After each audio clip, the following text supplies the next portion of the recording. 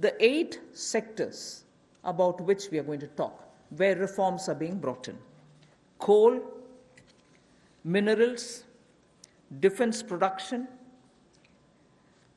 I read out separately the next 3, although they together contribute for flying, airports, and also aerospace-related matters. Airspace management, airports, MRO, which is maintenance, repair, and overhaul. So those 3 all go over to the civil aviation area. Distribution companies in the union territories, power distribution companies in the union territories.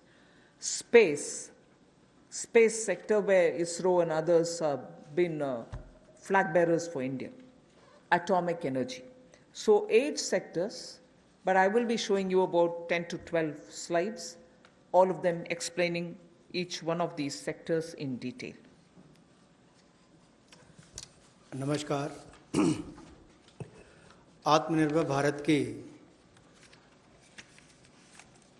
जो कल्पना माननीय प्रधानमंत्री जी ने हम सबके सामने रखी थी और 20 लाख करोड़ का पैकेज देश भर के लिए लाए थे, उसी कड़ी में आज चौथी प्रेस वार्ता में नए क्षेत्र कौन से हमारे विकास के लिए हो सकते हैं, उसको लेकर क्या बदलाव, क्या रिफॉर्म्स लाई जा सकती हैं, उसको लेकर आज हम आप सबके सामने आए हैं।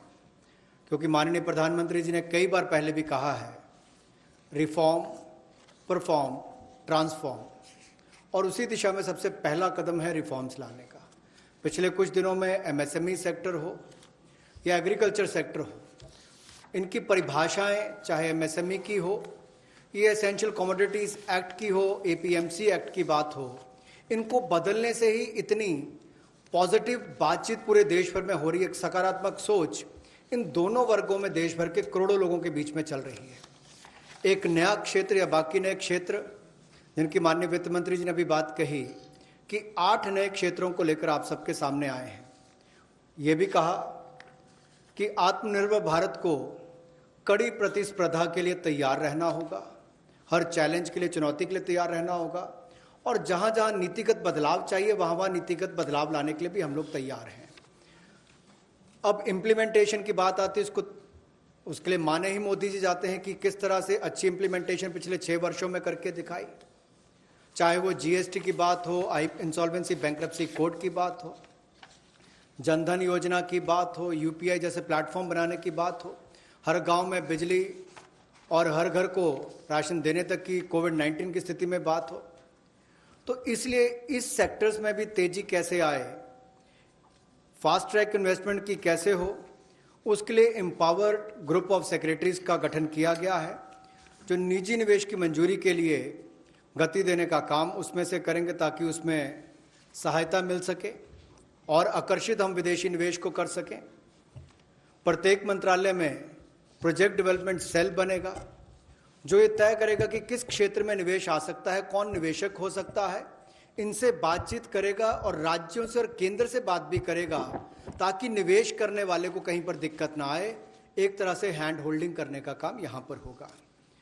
राज्यों की रैंकिंग भी होगी, उनकी कितनी अट्रैक्टिव पॉलिसीज़ हैं कि इन्वेस्टमेंट के लिए, यानी कि निवेश के लिए कितनी आकर्षित करने वाली उनकी योजनाएं हैं, उसके ऊपर डिपेंड करेगा उनकी रैंकिंग को।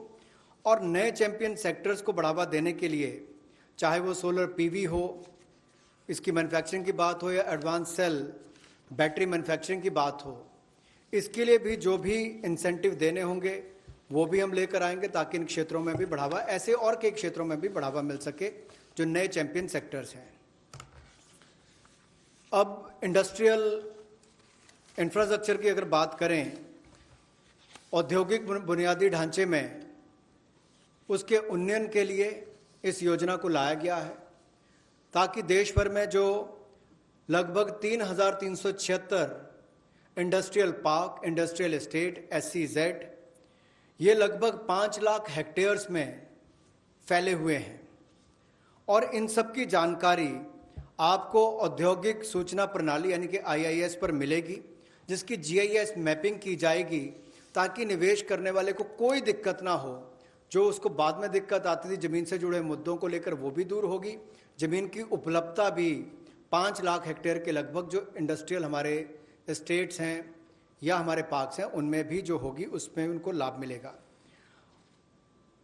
और इसीलिए इस योजना में बदलाव भी लाया गया है। इसको मिशन मोड पर, चैलेंज मोड पर किया जाएगा ताकि ज़्यादा से ज़्यादा निवेशकों को ज़मीन जल्द से जल्द उपलब्ध राज्यों में करवाई जा सके, और इसके लिए कनेक्टिविटी में भी सुधार होगा और कॉमन इंफ्रास्ट्रक्चर जो है उसमें भी अपग्रेड करने का काम किया जाएगा। The first of the 8 sectors that I want to speak about is coal. There are 4 slides all speaking about the various steps, but I will run through about all the 4, even though the sequencing may be a bit different. We are bringing in commercial mining in coal sector. You know, coal, as all of you all know, coal is a government monopoly. That government monopoly is what is now being removed. Commercial mining of coal on a revenue sharing basis would help more coal availability and also more coal availability at market prices. So this will be far more efficient